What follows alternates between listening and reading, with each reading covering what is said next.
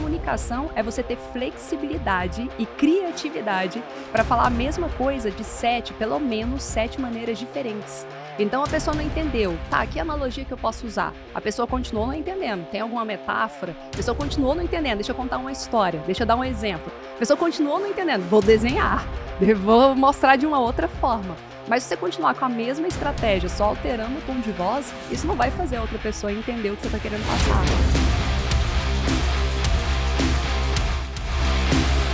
Pode acelerar. Como o Walt Disney inspirava e sensibilizava a sua equipe na hora de passar uma comunicação? Quem vai responder isso é minha amiga. Assim, ela, para mim, ela é a papa da oratória, ela é uma grande empreendedora. Estamos aqui na parte 2 do episódio de oratória e comunicação. Vamos falar de produtividade também.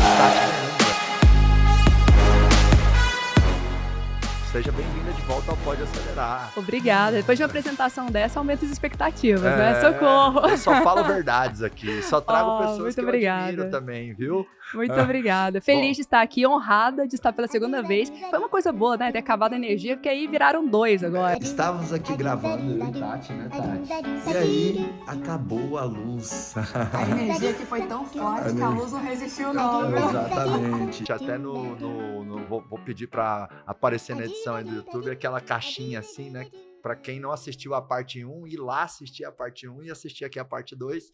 E a pergunta que eu fiz aqui no começo é justamente o que a gente prometeu, onde a gente ia retomar o nosso bate-papo aqui, né? Então, como é que o Walt Disney sensibilizava, inspirava os seus colaboradores? Ah, legal. Eu me lembro da primeira situação em que ele ia lançar um filme longa-metragem. E não era muito comum, não era muito normal ter longa-metragem, era curta-metragem, né? E ele seria pioneiro nessa área. E aí ele pegou e falou assim, como que eu vou convencer o meu time de que isso é legal? Porque se ele virasse para qualquer pessoa e falasse, eu vou fazer um filme de 1 hora, o pessoal vai falar, você tá maluco? Quem vai ter tempo, paciência de sentar, ficar 1 hora pro filme? Ninguém vai querer. Então, o que ele fez? Ele reuniu todo mundo na sala dele. Ele colocou, na época, era aquelas colagens, né? Tipo cartolina na parede, de fora a fora, ali no quadrado. E ele colou tudo, chamou a galera e ele começou a contar a história do filme. E ele passou 1 hora contando a história. No final, ele falou assim, e aí, vocês gostaram da história? Aí todo mundo, nossa, incrível, gostamos. Vocês conseguiram ficar concentrado até o final, prestar atenção em tudo? Nossa, impressionante e tal. Ele falou, então, passei 1 hora contando. Então, eu quero convidar vocês a gente construir essa história agora, não mais num curta-metragem, mas agora eu quero num longa-metragem. E aí todo mundo falou, nossa, né, vamos ser pioneiro nisso, bora fazer acontecer. Então, o que ficou disso? A gente estava conversando no último podcast sobre a importância da gente convencer e argumentar para a nossa equipe sobre as questões. Porque muitas vezes a gente fala, tem que ser assim. É isso, eu mandei, você para e obedece. Mas não, um líder, ele sabe convencer, ele sabe comunicar, ele é persuasivo. E a gente percebe que lá atrás o Walt Disney já conseguiu, contando histórias, persuadir todo o seu time para fazer o longa-metragem. Que lindo, que lindo. E ouvindo você, eu lembro desse curso que a gente fez junto, né, amiga? Sim. Lá em Orlando, né, em 2013, 14, Nossa, alguma coisa. tem tempo, hein? Até no acelerador eu conto a história que eu participei desse curso e mostro lá a imagem recebendo lá um certificado, um diploma do Mickey, e foi lá na Disney que eu me sensibilizei muito forte para a questão da importância da cultura. Uau! Porque lembra, eles abordam muito isso lá, né? Tem até a questão da comunicação, assim, que a segurança é um valor forte para eles. Então, nas escadas, na parede, tudo plotado, as palavras, os valores, as chaves de sucesso. Exato. Então, é aquele negócio, não basta comunicar. Para virar o DNA da empresa mesmo, tem que repetir. A repetição é o que vai fazer a diferença. Exato. Eu até uso uma palavra, assim, que é um pouco forte, mas eu acho que ilustra o que eu quero passar. Assim, você precisa catequizar o seu colaborador nos valores e no DNA da empresa. E para catequizar alguém, eu tenho que repetir muitas e muitas e muitas vezes, né? Porque às vezes a empresa ou o gestor não tem paciência, fala assim, mas já falei uma vez. Eu falo, fala 10, fala 100. Ah, Marcos, mas se eu falar 100 e a pessoa não mudar, aí você manda embora, promove o mercado de trabalho. Mas pelo menos você fez sua parte. Exato, mas antes tem que insistir ali, falar 30, 40, às vezes falar 50 vezes uma mesma coisa para a pessoa mesmo, porque ela vai ela vai ali internalizando e tal. Agora, se você perceber que não está internalizando, né? Tudo tem um ponto ótimo ali. Sim. E Nós, sabe o que que eu percebo a partir disso? Tem pessoas que falam, ai, mas eu falei 10 vezes. Mas ela falou do mesmo jeito, só num tom de voz mais alta. Eu falei, cara, você tá falando do mesmo jeito, você não teve uma estratégia diferente. Então, a comunicação é você ter flexibilidade e criatividade para falar a mesma coisa de 7, pelo menos 7 maneiras diferentes. Então, a pessoa não entendeu. Tá, que analogia que eu posso usar? A pessoa continuou não entendendo. Tem alguma metáfora? A pessoa continuou não entendendo. Deixa eu contar uma história. Deixa eu dar um exemplo. A pessoa continuou não entendendo. Vou desenhar. Vou mostrar de uma outra forma. Mas se você continuar com a mesma estratégia, só alterando o tom de voz, isso não vai fazer a outra pessoa entender o que você está querendo que passar. genial isso, Tati. Uau, né? Ou seja, Sim. dizer a mesma coisa de formas diferentes, porque às vezes você vai conseguir, na forma diferente, apertar um botão no colaborador que você ainda não tinha conseguido, né? Exatamente.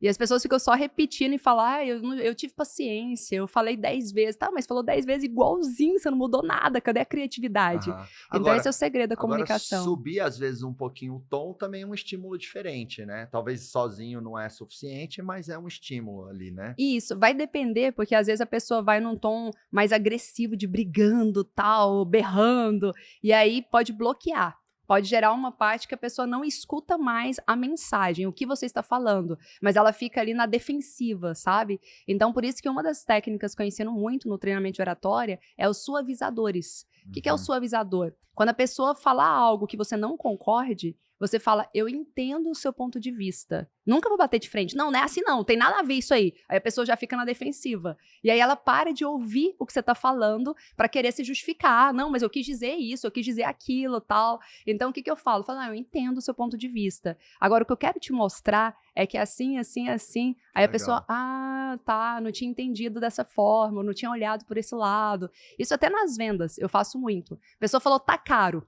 Eu nunca vou falar, não, tá caro não, tal, você tá doido, falou que tá caro. Não, tá caro. Eu falo, eu entendo que você pense assim.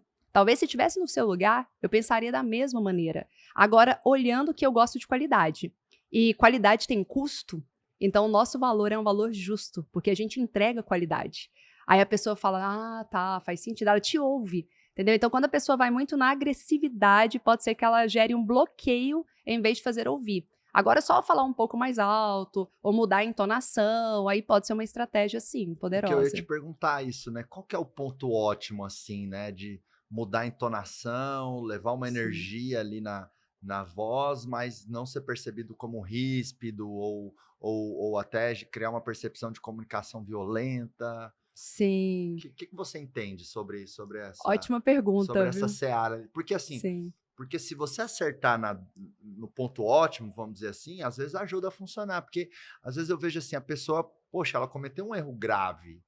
Então, se Uhum. você chegar e falar assim, olha, Tati, você cometeu um erro grave, Sim. sabe?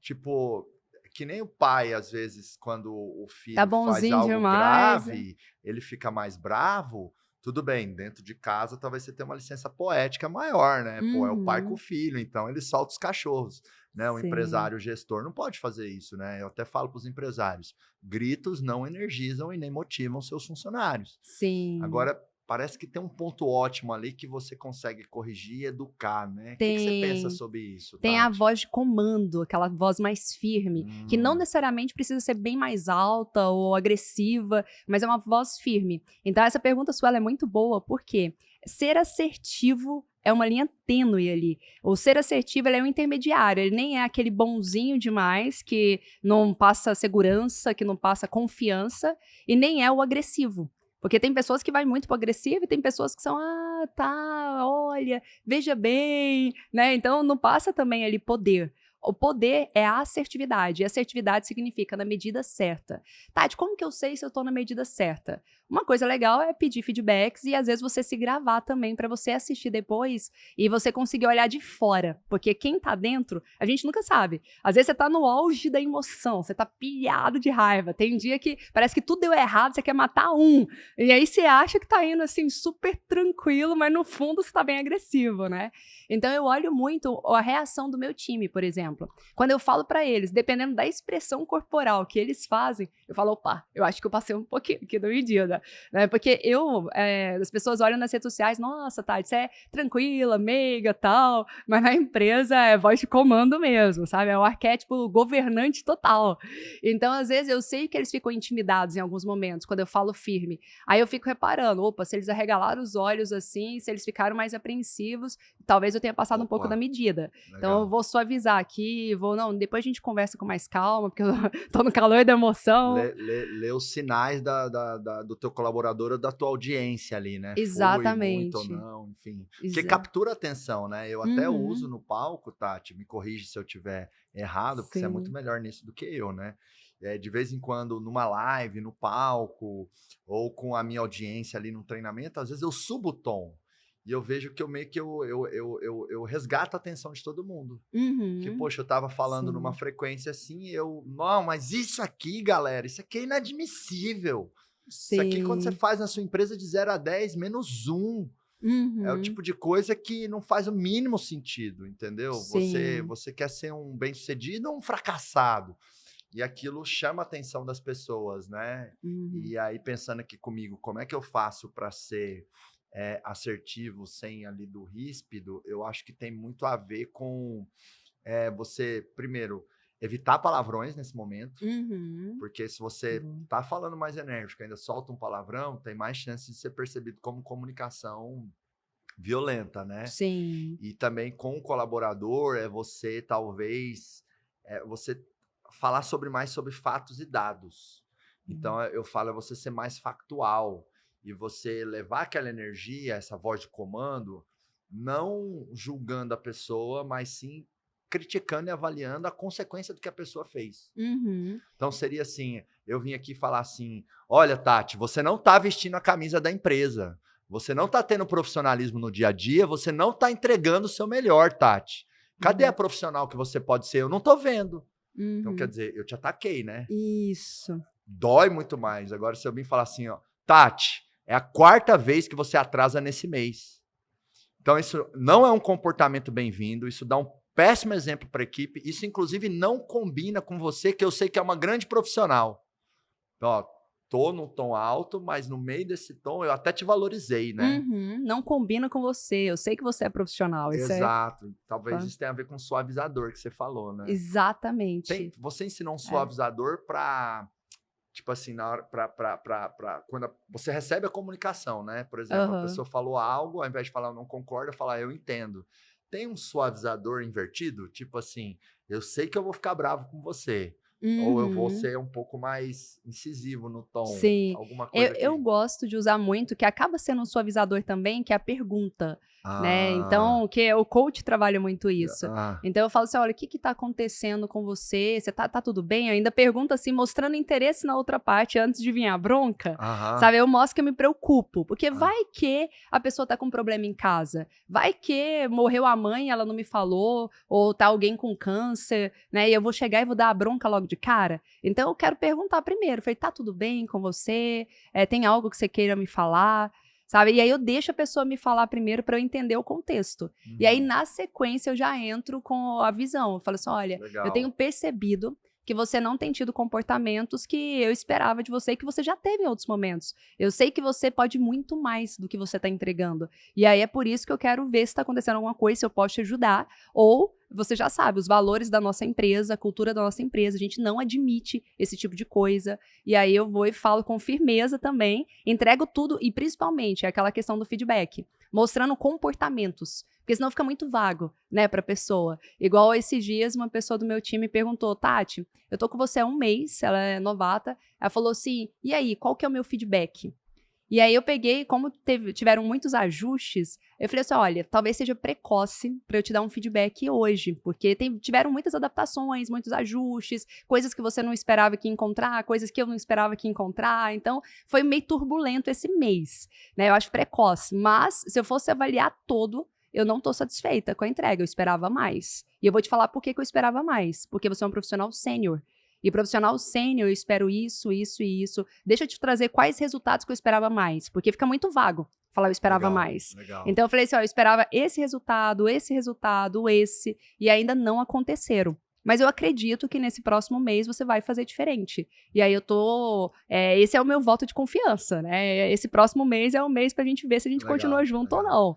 Então, você vê, eu falei firme, segura, mas não falei num tom de bronca, no tom de briga. E aí você até comentou, falou assim, no meu treinamento, é diferente porque você não tá falando diretamente para uma pessoa. Tudo bem que serve, né? Que é uma indireta. Tem gente que fala, nossa, a Tati me bateu hoje até. Eu falei, como assim te bati? Mas porque as pessoas vão se identificando, a carapuça serve. Mas você não tá falando diretamente para uma pessoa, né? Você tá falando pro todo. Então a pessoa vai pegar aquilo para ela ou não. Agora, quando você tá falando direto para aí ali é onde... Tem mais chance da pessoa se sentir doída, né? Exatamente, aí é um ataque maior, sabe? Legal, interessante. Isso que você falou é muito bom no feedback, é você ser concreto na sua linguagem, né? Exatamente. E você pontuar ali os fatos, os comportamentos, os resultados. Muito bom, muito bom. Mas na sua opinião, o gestor pode ou não pode dar bronca? Olha, você sabe que eu estudo muito sobre liderança também. E é um dilema. Por quê? Eu olho, por exemplo, a liderança do Steve Jobs. Foi péssimo líder. Mas ele construiu um império trilionário, né? E aí eu falo, gente, às vezes quando é uma pessoa muito brava, a equipe também se organiza. Parece que tem gente... Parece não, tem gente que é mais motivado por amor e tem gente que é mais motivado pela dor. Então eu faço muito esse teste com o meu time. Por exemplo, teve pessoas... Eu sempre dou 3 feedbacks antes de mandar embora. Então, as pessoas já sabem, a cultura é nossa. Ó, dei um primeiro feedback, você tem esse prazo para mudar. Segundo feedback, ó, não mudou, o terceiro é o ultimato. É o terceiro, ou vai ou racha. E aí, o que eu faço? Eu sempre vou primeiro por amor. Porque nem todo mundo é motivado pela dor. Então, vamos por amor, tal. Aí, o que é o amor? Ó, você tem que mudar isso, isso e isso para você ser promovido. Você tem que mudar isso, isso e isso. Eu acredito que você já é bom nesse... É aquela questão do efeito sanduíche. Né? Já tem isso de bom, mas se você fizer isso aqui vai ser melhor ainda, tal.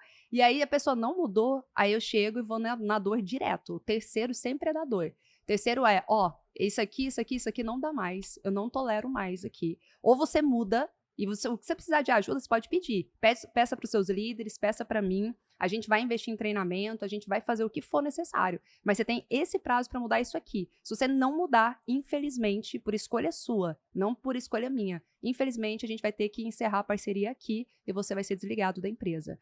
Então, eu falo com toda firmeza já. E aí a pessoa fala, opa, tem pessoas que só mudam no terceiro. Tem pessoas só pela dor. E aí, quando eu vejo que a dor é o que motiva, aí tudo nessa pessoa começa a ser pela dor, entendeu? Aí eu já começo a meio que ameaçar para a pessoa ter resultado, porque ela funciona assim. Te ouvindo aqui, eu acho que eu chego à seguinte conclusão. Acho que de vez em quando, com uma ou outra pessoa, às vezes a bronca vai funcionar. Exatamente. Desde que, é claro, essa bronca não cruze talvez a linha do respeito, né? Eu até falo que respeito não tem hierarquia, não é só teu time que tem que te respeitar, você tem que respeitar o seu time, né? E se a gente for pensar, você usou a analogia do pai com o filho. Até o pai com o filho, o ato de gritar, berrar, não é isso que vai fazer o filho respeitar. O que faz o filho respeitar é você falar com firmeza, com segurança. A gente chama isso na oratória com a voz de peito, sabe? Em vez de ser aquela voz mais aguda, que é uma voz mais infantilizada, que não passa tanta credibilidade. Inclusive, eu trabalhei isso em mim. Fiz vários exercícios de fono, porque minha voz era uma voz mais infantil. E eu reclamava, porque na época eu era diretora de uma faculdade, né? E eu cheguei como diretora e eu dava ideias lá no grupo, falava assim, gente, o que vocês acham da gente fazer isso, isso e isso? E um olhava pra cara do outro, assim, bem no início. Eu falava, legal. Então, voltando aqui pro assunto que a gente tava falando, eu falava, gente, parece que ninguém gostou da ideia. Aí teve um dia, Marcos, que foi um marco pra mim. Foi o dia que eu dei uma ideia, ninguém deu a mínima. Passou uns 10 minutos, uma outra pessoa, um diretor, deu a mesma ideia que eu. E todo mundo falou, genial, era isso. Aí eu olhei e falei, não pode. Eu dei essa ideia e ninguém aceitou. Falei, o que há de errado em mim? Eu poderia ficar me lamentando e falando, ai, bando de machista, tal, não me escuta só porque eu sou novinha, sou mulher, porque eu era mais nova também, né? E eu fui pedir ajuda. Fui pro coach, fui pra fono, fui vários exercícios ali de oratória. E aí uma das coisas que eu trabalhei foi, eu quero deixar minha voz mais grave. Quando hoje eu olho meus vídeos lá atrás, minha voz era assim, oi, gente, olha, eu tenho uma ideia muito legal aqui. Aí eu brinco, eu falo, nem eu me daria ouvidos se eu estivesse lá nessa reunião. Eu não ia, porque era uma voz insegura, era uma voz bem aguda, mais infantilizada, assim. Eu falei, eu entendo por que eles não ouviam. Então, não é só sobre o que eu falo, é sobre o como eu falo. sabe? O que eu falo é importante, mas por que que algumas pessoas dão valor? Nossa, falou isso aí, fez muito sentido. E outras pessoas falou a mesma coisa, não teve sentido nenhum, sabe? Porque o como eu falo faz muita diferença. Então, o tempo todo eu fico treinando isso aí. E aí, com filho. Com filho, você tem que baixar, às vezes, o tom de voz. Não é nem falar mais alto, é falar mais baixo, olhando nos olhos. Então, uma coisa que eu já vi, assim, os treinadores, eles agacham, olha nos olhos da criança e fala firme. Fala assim, papai ou mamãe não gostou disso aqui. Isso aqui tem que ser assim, assim, assim. E aí fala com firmeza, mostrando o que tem que fazer, mais do que o que não fazer, é o que tem que fazer. E aí a criança escuta, sabe? Então teve uma colega minha de escola que ela nunca tinha apanhado na vida. E eu apanhei horrores. Não sei você. Não sei você, mas eu apanhei muito. Poucas vezes, mas quando eu apanhei, nossa, valeu. Uma vez minha mãe me deu uma taca com um fio do... Sabe quando a gente assistia filme com aquelas fitas? Fita cassete, né? Nossa. E tinha um videocassete. Ela cortou o fio do videocassete. Minha mãe me deu uma taca com Caraca. Minha mãe, eu acho que é a única vez que eu lembro da minha mãe ter me batido. E eu mereci, né?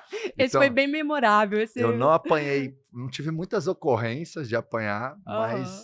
eu tive uma ou outra ali da minha mãe, do meu pai, do meu avô, que valeram por Nossa. algumas, assim, né? Eu E forja o apanhei caráter, muito. né? Forja o Nossa, caráter, forja. Eu apanhei com chinelo, com vara, com cinto. Pois é, eu às vezes até converso com a Lilica, porque os educadores falam, né? Não pode bater e tal. Aí a gente fala, vai bater ou não vai, amor, né? Não sei, eu sou mais manteiga derretida, né? Mas enfim. Não, mas hoje, pensando nisso, assim, eu achava que a única forma de educar era batendo, Sim, porque sim. eu apanhei muito. Ainda não tenho filhos para poder testar nem nada, mas assim, eu apanhei muito. Só que essa amiga minha, ela disse que nunca apanhou na vida.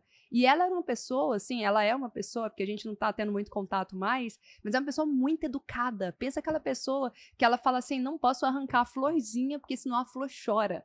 Sabe, era essa. E eu olhava assim, e falei, gente, né, que comportamento. Como que ela nunca apanhou e tem esse comportamento super caridosa com as pessoas, sabe? A irmã dela, ela tratava assim como mãe, a irmã não brigava. Falei, como que pode isso? E aí eu fui ver. Um dia eu fui pra casa dela, e a mãe dela conversando com ela. Conversava como se fosse um adulto, sabe? Baixava ali, ficava na altura dela para estabelecer um rapport, olhava bem nos olhos e explicava. Falava, minha filha, as coisas têm que ser assim. Se arrancar a florzinha chora. Você gosta de ver alguém chorando? E assim, uma explicação do conteúdo, do porquê das coisas, que eu falei, nossa, pelo menos para ela funcionou, hein? Vou testar dessa forma. É a comunicação, porque mais do que você ir na força ali com a pessoa e a pessoa fazer e ficar embirrada depois, é você mostrar para ela o porquê daquilo, mostrar o propósito, a causa e convencer a pessoa a fazer da maneira certa mesmo. É muito forte o que você falou, né? A forma como você fala é tão importante quanto aquilo que você fala, né? Sim. E você falou aí da voz infantilizada e tal, e às vezes alguém do meu marketing fala assim, Marcos, não bota você no stories na hora que você tá brincando com a Cloclo, que é a minha cachorrinha, porque eu falo, cachorrinha mais linda de papai, guti-guti, aí dou um beijinho na barriguinha dela, barriguinha rodinha, então tipo assim, pô, o cara que acelera empresa, que fatura milhões, que dá voz de comando pros empresários, não pode pôr você assim no stories, mas às vezes eu não resisto. Mas você sabe que ele acaba sendo contraintuitivo, porque ele não é o tempo todo você assim, mas são alguns momentos e mostra uma parte assim dos bastidores, né, da vida como ela é, porque nem todo mundo é formal o tempo todo. Tem hora que a gente fica brincalhão, tem hora que você é mais espoleta, tem hora que você age igual criança, tem hora que você é mais romântico, são aqueles vários chapéus que a gente vai colocando. Então tem o chapéu ali do Marcos mais informal, do dia a dia, né, do Marcos pai, do Marcos que vai brincar com o cachorrinho, e é um ponto de vulnerabilidade que conecta também. Né? Exatamente. Na dose certa tá tudo bem. Exatamente, né? É preocupar pela dose mesmo. Ô, Tati, suas lições de comunicação são tão boas, e aí me veio uma pergunta aqui na cachola, né? Uma ideia, que é, como é que um gestor ou um empreendedor assim, ele arrasa numa reunião? Ele tem uma reunião lá com a equipe dele, né? Que pontos de atenção ou que lições você pode trazer assim para esse empreendedor, para esse gestor arrasar na reunião com a equipe? Legal. Eu vou até trazer uma técnica que eu trouxe para um CEO de uma grande empresa e ele falou assim, Tati, depois que eu comecei a aplicar isso aqui, eu ganhei todo o meu time. Então é um negócio que funciona mesmo. Uau, legal. Já abri aqui os ouvidos, o coração. Mas você já faz. Talvez você nem tenha noção, assim, consciência, mas você já faz. É bom nisso. Mas vou fazer mais. Vai agora de forma intencional. intencional. Isso, porque faz muita diferença, né? Às Sim. vezes eu vejo pessoas que falam assim, mas isso aí eu já sabia, ou já fazia, mas não fazia intencional. Que nem, Muda que tudo. nem a própria construção da cultura da empresa. Todo mundo faz, mas ninguém faz de forma intencional. Isso faz toda a diferença, né? Verdade. Mas Então, vamos o lá. que eu comentei com ele? Muitas vezes a gente chega e já quer passar as partes técnicas logo de cara. Então, assim, ó, nossa reunião hoje é de relatório, a gente vai falar sobre isso aqui e tal, e já vai direto ao ponto. Eu falo assim, os líderes mais inspiradores, eles trazem algumas frases impactantes, algumas frases que inspiram, coisas, por exemplo, eu estudo muito a liderança do John Wooden. O John Wooden, ele foi um dos técnicos de basquete que ele teve a chance de escolher um time muito forte, um time muito bom, mas não, ele preferiu escolher um time que estava perdendo todos os campeonatos. E ali ele conseguiu mostrar a verdadeira liderança que ele tinha, sabe? Porque aí ele pegou um time que só perdia e fez esse time se tornar invencível. Foi o melhor time de todos os tempos. E o que ele fez com isso? Ele trabalhou não só a performance técnica, mas ele trabalhou a vida pessoal como um todo. Ele quero ver suas notas, quero ver o seu estudo. Tem um filme que é muito inspirado no John Wooden, que é o Coach Carter. É um filme que eu amo. Né? O Coach Carter tá lá, me dá a sua nota. Mas o que isso tem a ver com o jogo? Tem tudo a ver. Eu quero que você saia bem na escola também. Eu quero ver como que você está em todas as áreas da sua vida. A partir de hoje, vocês vão jogar como vencedores, agir como vencedores e, o que é mais importante, vão ser vencedores. Se ouvirem e aprenderem, vão vencer os jogos de basquete. E, senhores, vencer aqui é a chave para vencer lá fora. Este contrato estabelece que terão que manter uma média de 5,75 pontos. Vão ter que frequentar todas as aulas e sentar na fileira da frente durante as aulas. O Estado só exige uma média de 5 para que joguem. Você chega e exige 5,75? Se tem média 5, terá que ter pelo menos 1.050 pontos na prova de aptidão para obter uma bolsa na universidade. Com média 5,75, só precisam de 950. E 5,75 não é nada demais. Não deve ser tão difícil tirar 5,75. Esses meninos são alunos atletas. E aluno vem em primeiro lugar. Então, essa preocupação genuína é uma preocupação que um líder tem que mostrar, inclusive, nas reuniões. Então, você trazer, assim, por mais que seja um conteúdo técnico, o que de pegada motivacional que eu posso levar para a reunião? O que vai inspirar as pessoas e vai fazer com que elas queiram executar? Por exemplo, eu falo muito para palestrante. E aí tem palestrantes que falam, Tati, o meu tema é direito tributário. É um tema muito técnico. Então, eu não tenho uma pegada motivacional. Eu falei, se você quer fazer palestra, toda palestra tem que ter um percentual motivacional, senão não é uma palestra. Por quê? Porque a palestra ela tem que ser leve, ela tem que ser divertida, você passa a técnica, que é o passo a passo para a pessoa executar, mas ela tem que ter desejo de executar aquilo, porque senão não vai funcionar. É a mesma coisa, todo mundo sabe que tem que ir para academia, você tem uma alimentação super regrada, né? Então você sabe que você não pode comer isso, não pode comer aquilo e tal, mas quantas pessoas conseguem fazer isso? Porque tem uma parte ali de motivação, de você ter uma causa para você conseguir, sabe? E isso é em tudo na vida. Então, não adianta você falar para a pessoa, você tem que fazer isso, isso, isso e isso, num efeito militar e pronto, faça. A pessoa não vai se sentir motivada. Agora, se você levar sempre, principalmente para o início, que é o mesmo roteiro de palestra, ele serve o roteiro para conduzir uma reunião. Eu falo toda palestra e toda reunião tem que ter uma abertura impactante, que é a hora que você vai prender a atenção das pessoas. Então, essa abertura impactante pode ser uma pergunta que leve a pessoa a refletir, pensar sobre isso. Pode ser uma afirmação de impacto. Pode ser uma frase dessas frases, igual do Walt Disney, que eu gosto muito, que ele diz, eu gosto do impossível porque lá a concorrência é menor. Imagina se eu começar uma reunião assim, gente, hoje a gente vai falar um negócio muito importante aqui na reunião e eu quero começar a reunião com uma frase do Walt Disney. Essa frase diz assim, eu gosto do impossível porque lá a concorrência é menor. Então, hoje, nós vamos realizar o impossível juntos aqui. Já não é muito mais inspirador do que você começar, então tá, vamos... Eu já fico irada, quando o meu time começa a reunião, fala, então, a gente vai falar... Eu falei, não, gente, aqui todo mundo é palestrante memorável. Aqui todo mundo tem que começar, já começa pra valer essa reunião. Cadê a abertura impactante dela? Entendeu? Então a pessoa já tá pronta ali, já começa com uma frase, começa com convicção, com os dois pés, a energia da fala também, a entonação da fala, tudo isso conta, sabe? Então começa com uma abertura impactante, depois da abertura impactante vem a grande promessa. O que é a grande promessa? Isso serve até para uma live, né? Você vai falar por que vale a pena a pessoa prestar atenção naquela reunião. Por que vale a pena você me ouvir por 1 hora? Então vem a grande promessa. Aí depois vem um storytelling. Ah, Tati, eu preciso trazer um storytelling e tal. Só se fizer sentido, mas tudo na vida tem uma história que vai ilustrar. E a história, eu falo mais do que o storytelling, é o storytelling, né? Histórias vendem. Então, se você for pensar as grandes marcas, Montblanc. A Montblanc só é a Montblanc porque tem uma história por trás da Montblanc. Todas as grandes marcas existem história. Tem uma marca de bolsa que eu nem sou fã dela, assim, mas eu tava olhando e falei, gente, ela nem é tão bonita, que é Hermès. A Hermès. Eu, particularmente, né? Daqui a pouco os apaixonados vão falar, o quê? Como que ela não é bonita? Eu sou muito mais Chanel, outras marcas. A Lilica ficaria brava, seria uma ofensa pra ela. eu não acho tão bonita assim, mas ela vende horrores de caro e tem toda uma história, tem toda uma narrativa por trás. Então, se para cada reunião eu conseguir trazer algum exemplo, alguma história, né, uma história do porquê do que a gente está fazendo aquilo que a gente está fazendo, isso aí vai mudar tudo.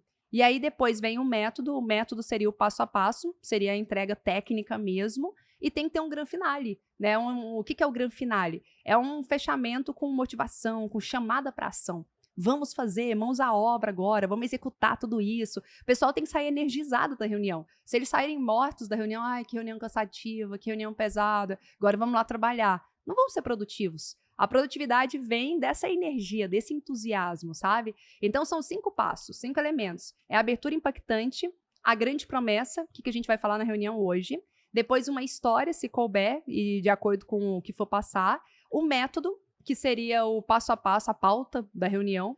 E o grande finale. E aí, você consegue energizar a galera toda para sair da reunião e falar, nossa, que reunião produtiva, que reunião boa, inspiradora. Eles sabem o que tem que fazer e estão motivados a executar tudo isso. E, Tati, e em relação a deixar a reunião mais produtiva? Porque eu sei que você manja muito de produtividade também, né? Exatamente. Inclusive, comecei com produtividade minha carreira, né? E continuo até hoje, mas como comecei a palestrar em muitas empresas sobre produtividade, acabou vindo para mim essa parte de palestras. Sobre produtividade, uma coisa que eu falo muito para reunião. Importante ter uma pauta antes. Se conseguir divulgar essa pauta para todo mundo antes, é melhor. Por quê? Porque as pessoas se preparam. Às vezes você chega lá na pauta e fala assim, olha, qual que é a métrica disso aqui? Aí o colaborador não tem isso fácil, não tem isso à mão. Cara, já tinha que todo mundo ter se preparado para ir para essa reunião, sabe? Então, se as pessoas souberem antes, é melhor. Aí uma outra coisa que é interessante, tendo a pauta, ele é a linha dorsal para você acompanhar durante a reunião. Por quê? É natural as pessoas fugirem do foco. Então, tá no meio da reunião, lembrei de um negócio. O que vocês acham de falar sobre isso, isso e isso? Daqui a pouco, uma reunião que tem que ter horário de início e horário de término, né? Daqui a pouco, uma reunião que era para ser 30 minutos, ou no máximo 1 hora, ela vai extrapola para 3 horas de reunião e com um monte de assunto que não vai ser fechado ali. Então, uma coisa que eu faço, eu tenho como se fosse um quadro imaginário, que aí é o meu próprio papel. Aí a pessoa fala, nossa, a gente tem que falar sobre isso também. Eu falo, bem lembrado, vamos falar sobre isso então numa próxima reunião, porque isso aqui não está dentro desta pauta. Vou anotar para a gente não esquecer, na próxima reunião a gente aborda isso aqui. Ou, se no final dessa reunião a gente vê que está com tempo sobrando, a gente aborda. Mas vamos manter o foco. Nosso foco é esse assunto. Esses outros assuntos a gente vai anotando aqui. Então, e aí todo mundo permanece focado. Aí começou com piadinha, tá? Eu acho que tem que ser leve, tá? Mas se tá extrapolando muito, eu falo que tem que ter um guardião do tempo.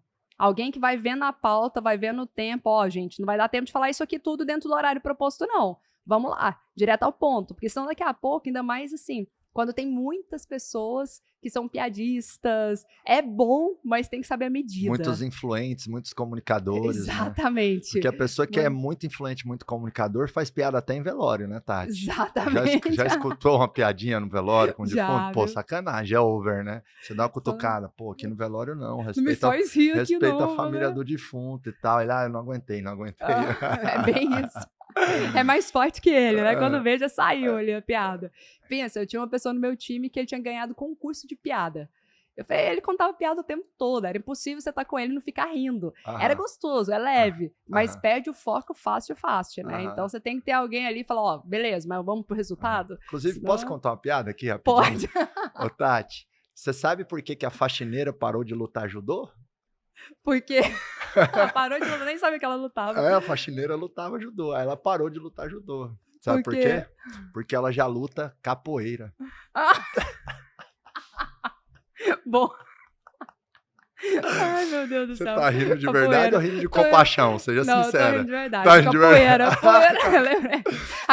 Eu sou Ela luta daquela capoeira, pô. capoeira todo dia, coitada. Teve que Essa- escolher uma das lutas, né? Essas são minhas melhores piadas. Inclusive, a Lilica fala assim: Adoro. amor, tem tanta coisa que você pode apresentar no podcast, no palco, com os colaboradores, só não vai pro humor.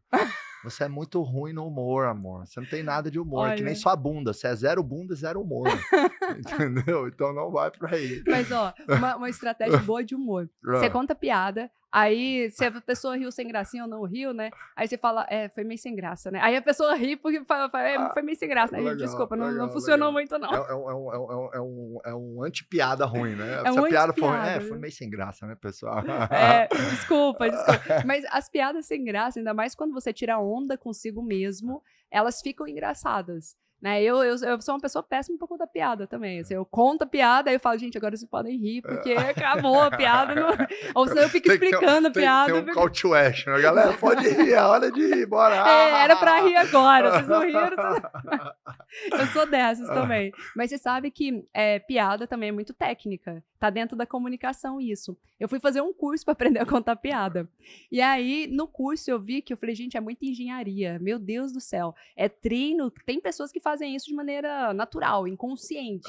Mas quem faz como uma arte, de maneira consciente, dá para você montar, sabe? Tem várias ações, tem o callback, tem várias ações assim, que de forma intencional você traz o humor pro seu dia a dia. E na minha palestra, que eu falo que a gente tem que ficar criando uma nova palestra para cada evento, né? Tem que ser uma palestra principal que você reproduz sempre. Na minha palestra principal, as pessoas riem. E eu falei, cara, eu consegui fazer o povo rir, assim, milagre de Deus, porque não é natural. Só que, por que eles riem? Porque eu coloquei uma técnica, tem uma, que é regra de 3. Né? Então, na regra de 3, você vai com uma coisa óbvia, outra coisa óbvia, uma coisa fora da curva, que aí todo mundo fica assim, e a questão de quebrar a expectativa também traz um pouco da graça, do riso, sabe? Então, eu trago algumas coisas assim que o pessoal ri na minha palestra e fala, sou boa nisso, né? Sei lá, técnica, aí você deve pensar assim, técnica. nossa, método realmente resolve tudo. Né? Exatamente, método, segredo é método, técnica e método resolve tudo. Porque uma dose de humor é importante na conexão humana e na comunicação, né, Tati? Se a gente for olhar, Barack Obama fez curso de stand-up. Aí você pensa, como que um político, num ambiente tão formal como é a política, foi estudar para aprender a contar piada? Não era para ficar engraçadinho e fazer todo mundo rir, mas é para trazer mais leveza para a comunicação. E como as emoções, o que torna a sua comunicação memorável, inesquecível, são as emoções. Então, por exemplo, numa palestra, o objetivo do palestrante é fazer a pessoa rir e chorar. Se a pessoa ri e chora numa palestra, aí ele conseguiu mexer com muitas emoções ali dentro. Aí sim você se tornou memorável. Agora, se for sem emoção nenhuma, por mais que o assunto seja super interessante, a pessoa não vai se conectar com você. Então, por isso que o humor faz muito... e os vídeos com humor viralizam muito, né? Porque ele gera toda essa conexão e emoção. E eu posso fazer a pessoa sentir emoções negativas? Por exemplo, raiva, ou dor, ou incômodo? Sim. Isso também... Tem muitos treinamentos de alta performance, esses treinamentos, às vezes, de retiro, de imersão, né, que faz as pessoas sentirem muita raiva, assim. Eu não sei se você já fez. Já né? fiz bastante Nossa, coisa. dá um ódio, assim. E você vai lembrar sempre desse negócio. Né? É verdade. A emoção joga a experiência na memória de longa duração, né? Exatamente. Agora, retomando a questão da produtividade na reunião, eu queria deixar 3 sugestões práticas que eu uso muito na minha pegada como gestor no dia a dia, né? Às vezes fazer reunião em pé.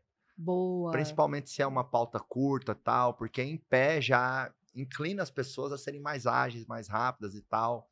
Não tá tão confortável ali. Isso. Então já aconteceu assim de pessoas entrarem na minha sala e começarem a falar e tal, e eu levantar e falar, vamos ali tomar um café, e aí você já me fala. Porque isso cria uma agilidade, né? Outro ponto também é que eu entendo que o objetivo de uma reunião construir ações.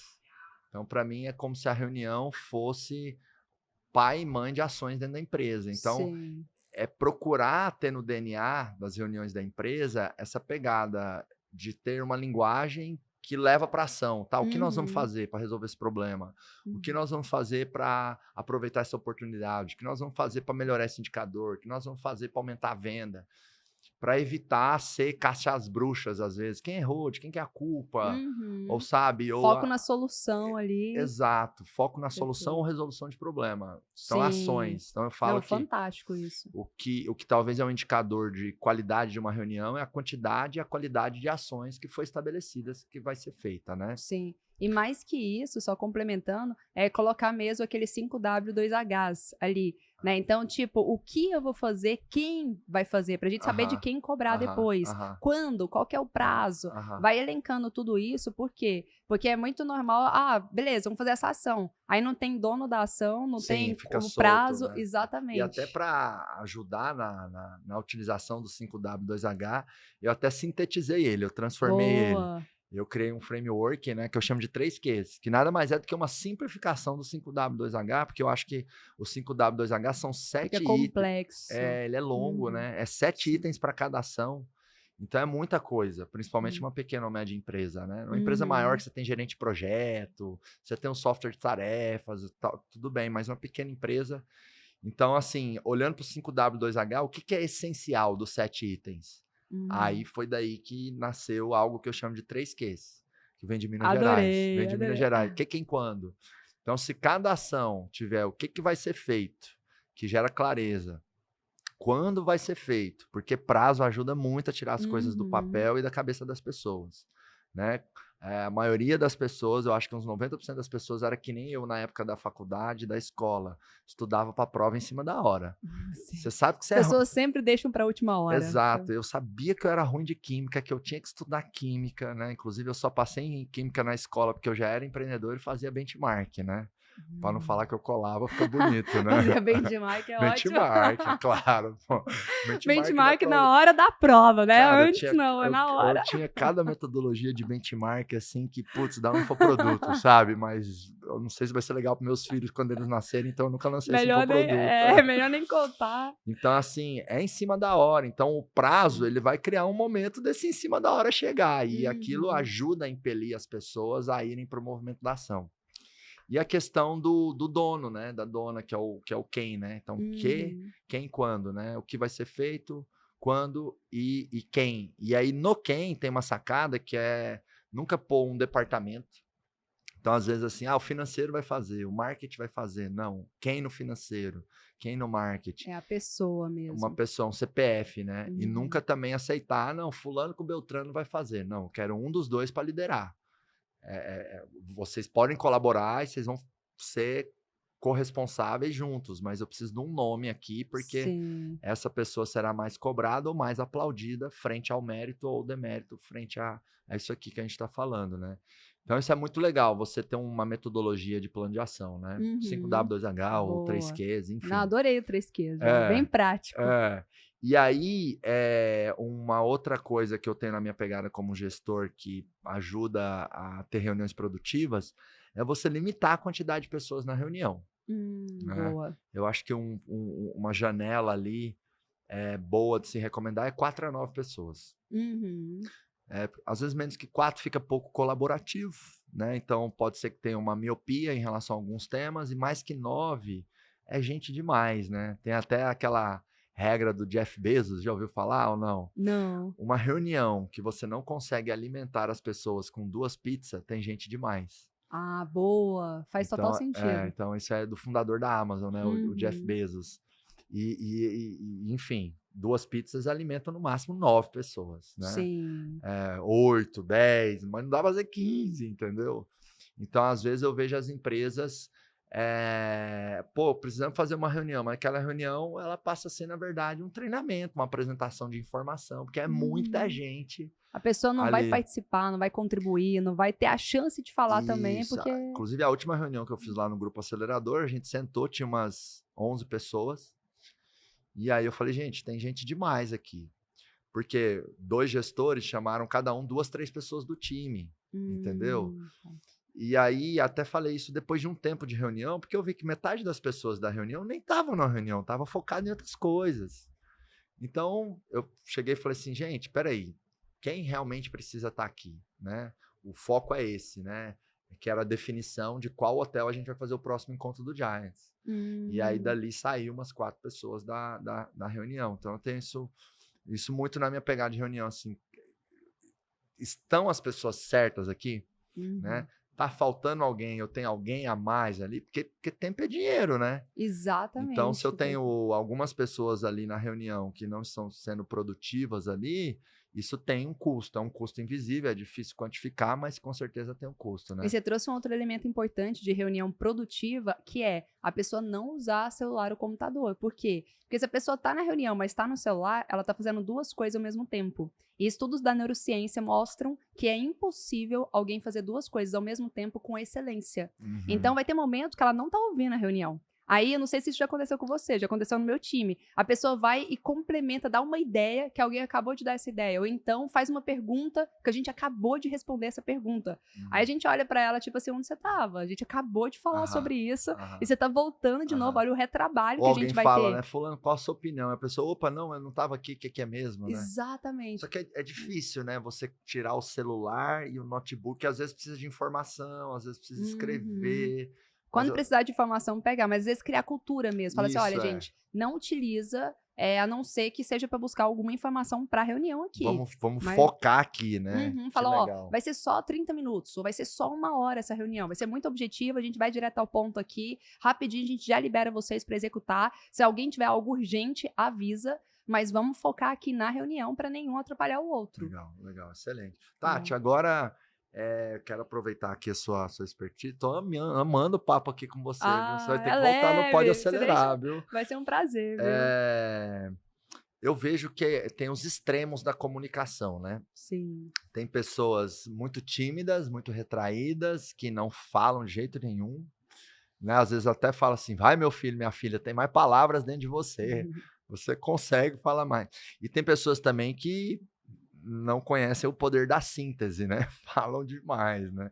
E eu queria que você trouxesse estratégias e reflexões para esses dois polos, assim, né? Como que a pessoa que fala muito pouco pode falar mais e externalizar mais, assim como aquela pessoa que às vezes acaba sendo prolixa, né? Como ela pode melhorar um pouco nisso? Sim. Se você é dono da empresa ou se você quer liderar, você vai precisar se comunicar mais. Gostando ou não, vencendo e superando limites, mas é algo necessário. E aí eu me lembrei até da história do Edson Bueno, que é o fundador da Mil.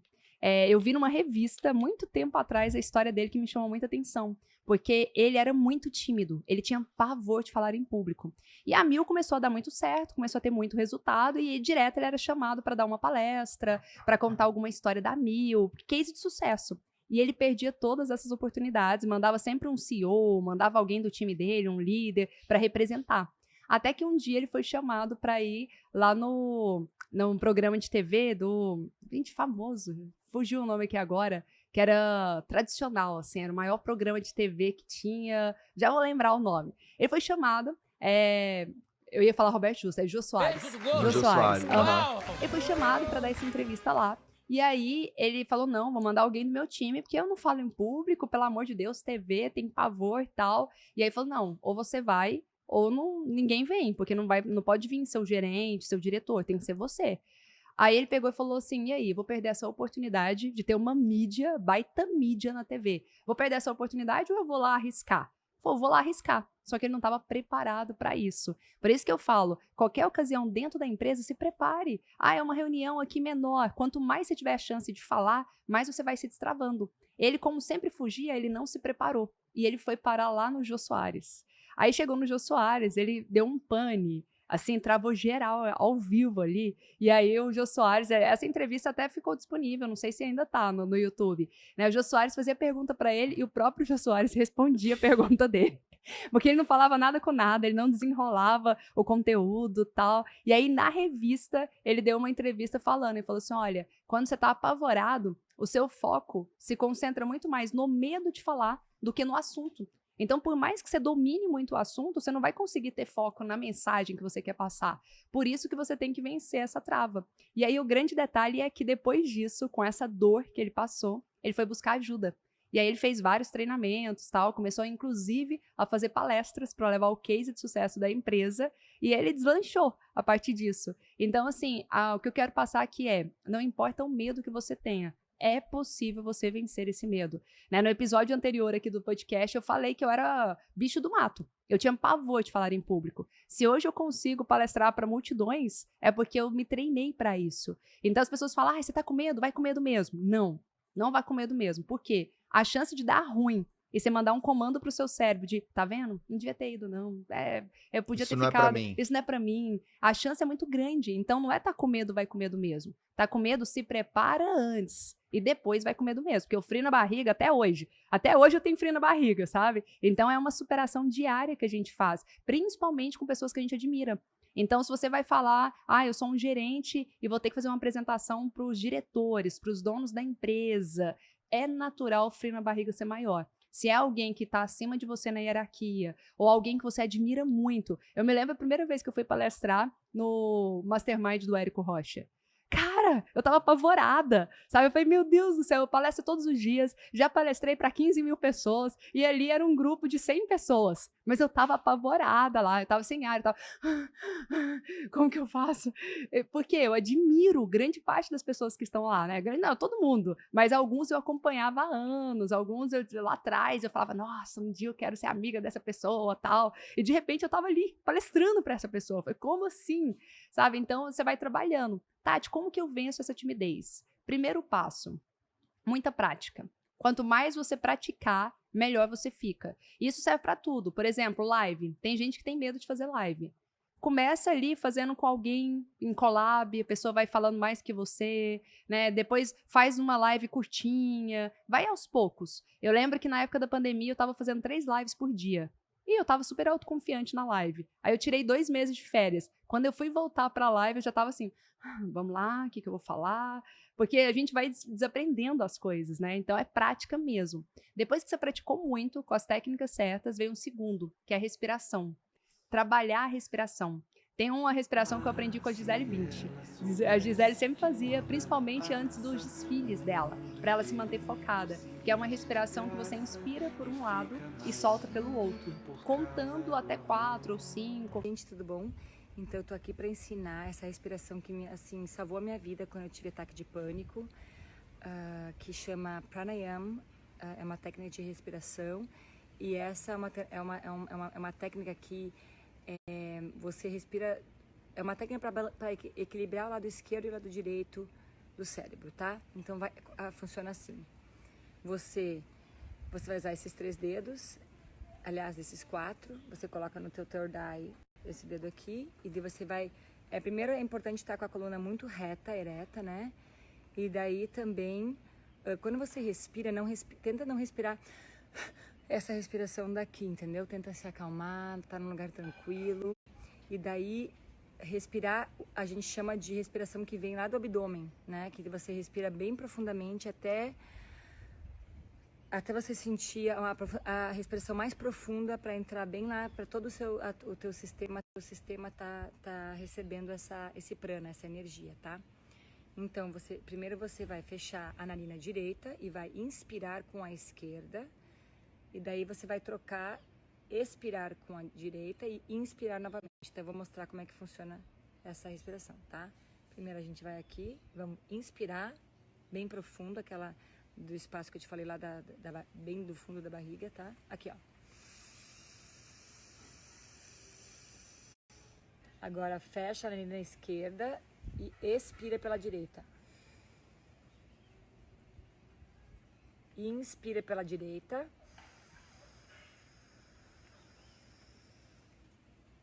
E expira pela esquerda. Inspira pela esquerda.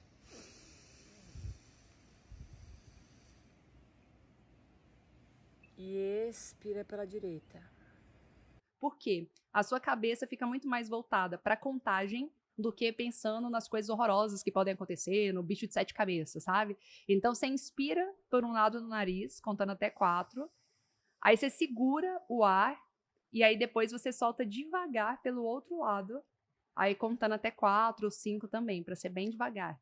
Que aí você fica concentrado. Nossa, eu inspirei por aqui, agora eu vou inspirar por esse. Isso aí tem a tática que eu ensino para os meus amigos, meus primos que vão casar. Que eu queria ter aprendido essa tática quando a Lilica entrou como noiva no meu casamento. Já explica pro Cadu aí. Vou explicar essa aí. Cadu, você tem que ouvir essa, né? Cadu é o noivo da Tati, a Tati vai casar em junho. Inclusive, você tem certeza que você vai casar, amiga? Acho que ainda dá pra repensar isso aí. Piadinha clássica, né? De quem tá casado. Geralmente é piada mais de homem, né? Porque a mulher tá louca pra casar. Não, e o cara, quando faz esse tipo de piada, é porque ele é um passarinho na gaiola. Aí, pra sentir que ele bate uma asinha, ele solta uma piadinha sobre o casamento, entendeu? Sim. Porque aqui em casa, enfim, eu sou verdadeiramente um passarinho na gaiola. A Aline fala, eu caí. É desse jeito. Ó, e eu já tô criança aqui, mas é porque eu casei no civil, né? Já casei, agora é só religioso. Então, você já fez essa cagada pra sua vida. O que é um peido pra quem tá cagado? Já casou no civil. Já foi. Exatamente. Agora vamos selar com o religioso. Bom, que é, né? Foi um amigo meu que ensinou depois que eu casei. Eu até falei assim, mas Thiago, por que você não me ensinou isso antes? Agora eu passo pra frente, né? Que tem a ver com essa tática. Que é o quê? O noivo tá lá esperando a noiva. E aí ele fica com a emoção à flor da pele, né? Eu chorei que nem menino, assim. Quando eu vi a Aline, então, nervosismo, esquecendo passo a passo. Qual que é a tática? Pega a sua língua e coloca no céu da boca. Porque aí você coloca um ponto, um foco de atenção fora da emoção, do medo, e aquilo te ajuda a ter mais estado de presença e consciência. Boa, né? Tira o foco do pensamento, do momento, para foco na língua. Ali. Exatamente, tem a ver com essa questão ali da narina, né? Sim. Porque de expirar por uma narina e outra, porque às vezes a pessoa ela tá tão nervosa e focada no medo que ela acaba não trazendo ali elementos que ela consegue trazer, né? Sim. É só ela abaixar um pouquinho, silenciar um pouquinho esse medo, né? Exatamente. E além dela focar em outra coisa, tem a parte da respiração que ela oxigena o cérebro. Então ela te ajuda a estar num estado de presença muito maior. Porque quando eu chego muito ofegante, parece que eu não consigo pensar. Agora não, quando eu tô respirando, ainda mais respirando calmamente, aí eu já estou no controle maior da situação. Então, a respiração, existem várias técnicas de respiração. Os terapeutas, psicólogos falam muito sobre isso. E respiração é o poder. Eu lembro na aula de autoescola que eu reprovei na primeira vez, né? Aí, na hora que eu reprovei, cara, eu fiquei nervosa demais. Aí, antes eu tava tranquila. Depois eu comecei a ficar nervosa e tal. E aí, o que eu precisei fazer? Respiração, pra estar no controle. Porque eu já nem acreditava que eu ia conseguir passar de tão nervosa que eu estava. E a respiração ajuda muito. E tem um terceiro elemento que ajuda muito a vencer a timidez também, para quem é muito travado. Então, a gente falou aqui sobre se preparar bastante e repetição. Quanto mais você tiver oportunidade de falar, melhor. A questão da respiração. Aí vem uma parte de autoconhecimento. Quanto mais você fizer, mais você vai vendo o que funciona para você, sabe? Nossa, para mim funciona bem se eu começar falando assim, e aí você vai pegando até algumas palavras prontas, que a preparação ajuda muito sobre isso. Por exemplo, no começo, você tem que saber o que você vai falar, que aí do meio você desenrola. O começo sempre é mais difícil, é igual uma palestra. Os primeiros 3 minutos da palestra, tá todo mundo com o coração na boca. Depois você não quer sair do palco mais, depois já tá à vontade. Mas no início sempre é mais difícil. Então eu preparo triplamente o início e depois eu consigo seguir o baile normal. Vou me conhecendo o que funciona pra mim, o que dá certo pra mim. E tem uma técnica da Amy Cuddy, que é a psicóloga da Universidade de Harvard, né? Ela fez até no TED, um dos TEDs mais assistidos que tem no YouTube, que ela fala sobre a pose de super-herói. Eu tive a oportunidade de fazer um curso presencial com ela. Ela é incrível, assim, ela trouxe vários estudos, vários experimentos. E um dos experimentos que ela trouxe, que ela fez em laboratório, ela mostrou que quando a gente faz pose de super-herói, que é essa pose de autoconfiança, até a textura da nossa saliva muda. Então ela falou assim, pessoas iam fazer uma entrevista de emprego, conseguiam ter muito mais performance, muito mais desenvoltura, só por ficar 2 minutos com a pose de super-herói. Então sempre antes de uma live, de uma palestra, de qualquer situação, eu faço obrigatoriamente, eu fico com essa pose. E olha o desafio nosso, a gente fica muito com o celular, e o celular nos faz ficar com essa pose aqui. Essa pose é o contrário do que ela ensina. Então as pessoas vão ficando cada vez menos confiante, baixa autoestima, inseguros. Quanto mais eu faço a pose de super-herói, mais confiante eu fico, mais domínio e segurança da situação eu tenho. E aí você consegue ter uma desenvoltura muito maior. Eu falo para as pessoas, né? Bota o peito orgulhoso. Isso! Peito orgulhoso. Eu aprendi essa do peito orgulhoso com a minha personal lá em Trancoso. Eu tenho ido muito para Trancoso. Eu e a Lilica compramos uma casa lá. Que legal. E aí ela fala muito isso. Vai, Marcos, peito orgulhoso. Ela até usa umas camisetinhas assim, ó, hashtag peito orgulhoso. Muito que bom. Ela usou uma metáfora, né?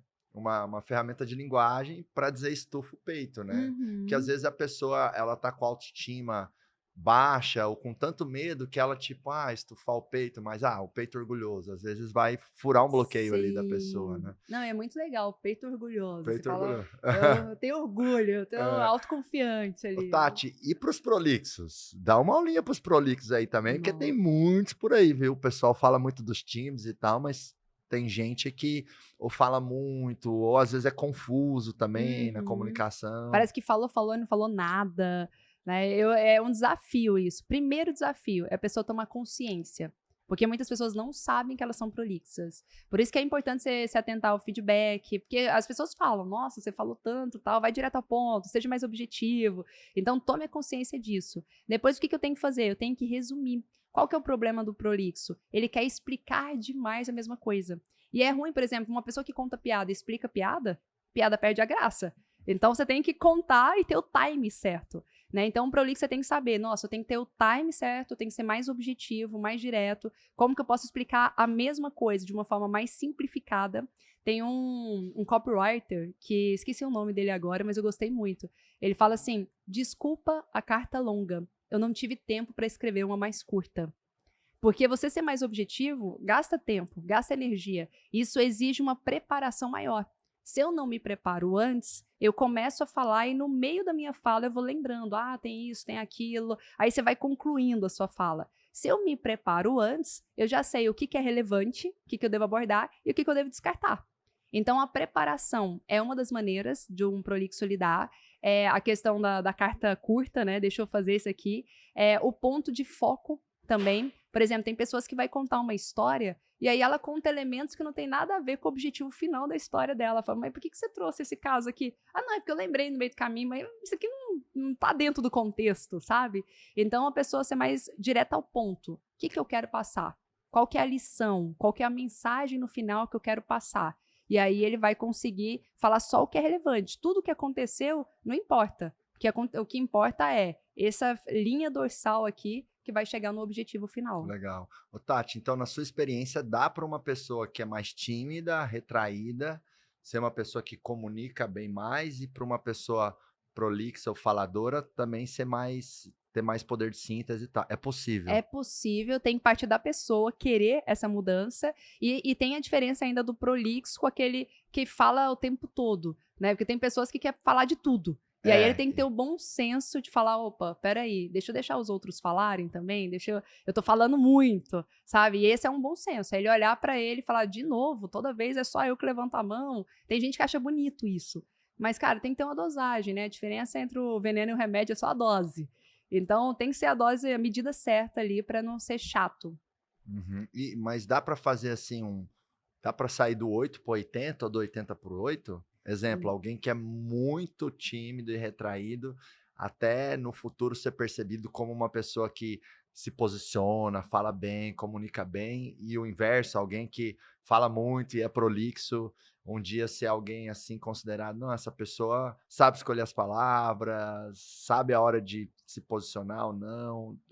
Dá para sair do 8 para 80 ou do 80 para Dá 8? pra sair, só que é um processo. Não é Aham. algo que acontece assim da noite pro dia. E depende muito da pessoa fazer de forma intencional, de forma consciente, buscar técnicas, recursos, pedir feedback, fazer alguns treinamentos, mas dá. Eu mesmo fui uma pessoa que mudei muito. Primeiro eu mudei da timidez e depois eu mudei no sentido de ser mais persuasiva, né? Porque eu falava as coisas, mas eu via que não tinha tanto impacto. Eu falava, como que eu posso falar isso aqui com mais impacto?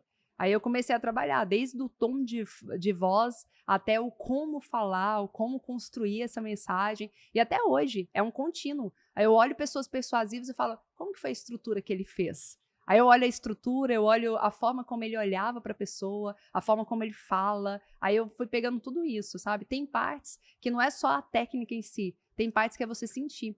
Eu tenho que me sentir mais confiante. Tem lugares que eu falo, nossa, eu me desconheci nesse local. Eu não sou assim, porque eu não estava confiante naquele espaço, sabe? Então, o tempo todo eu vou trabalhando a minha confiança, a minha firmeza, frases de autoafirmação também.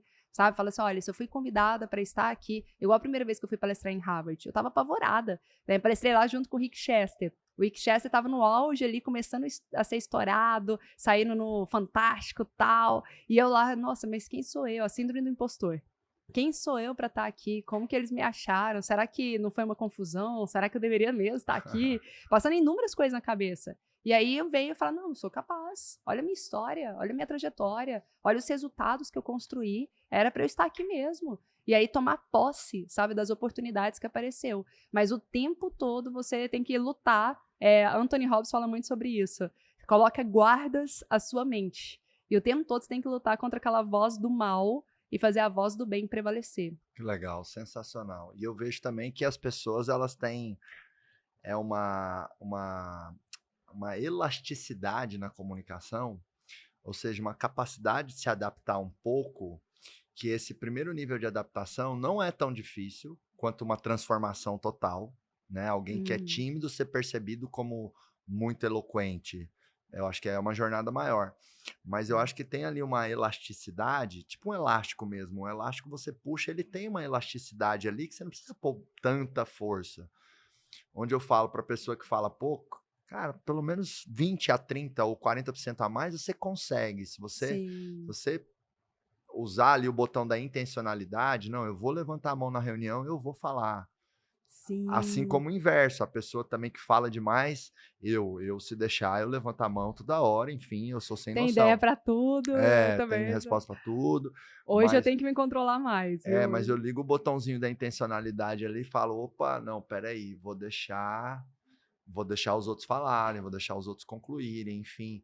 Então, essa janela de elasticidade, eu quero convidar todos que estão ali ouvindo, assistindo, a usar essa janela, porque um pouco de adaptação ali não é um bicho de 7 cabeças. E, às vezes, vai ser o primeiro passo rumo a uma transformação mais consolidada ali, onde você chega ali numa qualidade, numa proeficiência da sua comunicação melhor, né? Eu acredito que tem pessoas que têm a dom ou talento, mas eu acredito também que pessoas que não são tão talentosas, com o esforço e com as técnicas certas, elas podem melhorar, elas podem desenvolver. Tem uma frase do maestro João Carlos Martins, que eu gosto muito, que uma pessoa elogiou, falou, nossa, eu daria minha vida para tocar como você.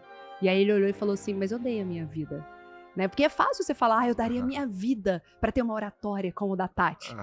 Só você treinar como eu treinei, vai olhar para meus bastidores, porque olhar o palco é fácil, mas dá uma olhada nos bastidores. Se você realmente daria a sua vida, então dê, porque foi isso que eu fiz, sabe? Então isso me chama muita atenção. E aí eu me lembro do Mário Sérgio Cortella, certa vez que ele falou assim, eu acho uma agressão quando as pessoas viram para mim e falam que dom que você tem da palavra. Às vezes, ao terminar uma reflexão como essa, a pessoa chega para mim, e a pretexto até de me elogiar, ela acaba me ofendendo sem querer.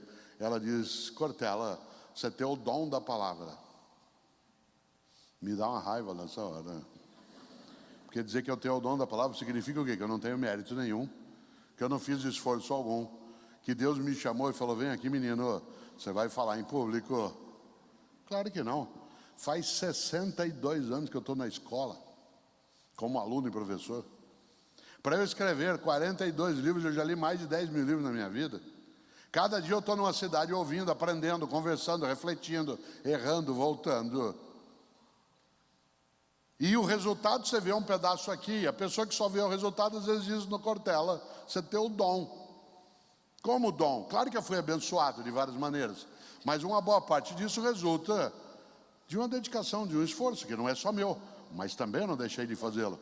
Que talento que você tem. Eu falo, a pessoa despreza todas as noites em claro que eu passei treinando, todos os finais de semana, todas as renúncias que eu fiz na minha vida para treinar, para ser quem eu sou hoje. As pessoas desprezam tudo isso, né? O Mário Sérgio Cortella, certa vez, eu estava com um amigo meu, que é o Rômulo, e ele virou pro Rômulo e falou assim, o Rômulo fez um discurso, e ele falou assim, nossa, na sua idade, se eu fizesse um discurso como esse seu, eu já estava feliz da vida. Por quê? Porque lá atrás, Mário Sérgio Cortella não era o ícone que ele é hoje. Ele desenvolveu, teve uma jornada para ele chegar até aqui. E as pessoas pensam, eu tenho que nascer assim ou eu nunca vou poder mudar. Não, você pode ser quem você quiser, a partir do momento que você toma uma decisão. A decisão muda tudo.